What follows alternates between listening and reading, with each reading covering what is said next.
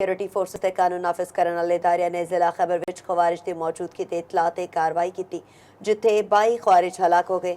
और तफसील जानने खालिद महमूद तो सिक्योरिटी फोर्सेस का जिला खैबर विच इंटैलीजेंस बेस्ड ऑपरेशन फितनॉल खारिज के 22 दहशतगर्द जहानुम वासी ISPR के मुताबिक इंटैलीजेंस मालूमात फोर्सेस ने ऑपरेशन किया।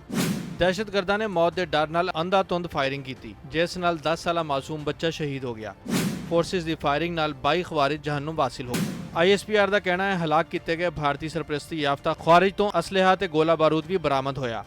मारे गए खवारिज इलाके विच मुतअद्दिद दहशतगर्द सरगर्मियां विच मुलविस रह चुके सन।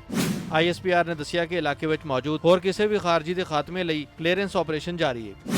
सिक्योरिटी फोर्सेस से कानून नाफिज करने वाले इदारे कौमी एक्शन प्लान दे विजन अज़मे इस्तेहकाम तहत दहशतगर्दी के मुकम्मल खात्मे लई कार्रवाइयां जारी रखणगे। फौज दे शोबा तालुकात आमा दे मुताबिक मासूम शहरियां दियां ये कुर्बानियां साडे अज़म नूं होर मजबूत करदियां ने कि दहशतगर्दी दे नासूर दा मुकम्मल खात्मा किया जाएगा। खालिद महमूद, चुपाल, इस्लामाबाद।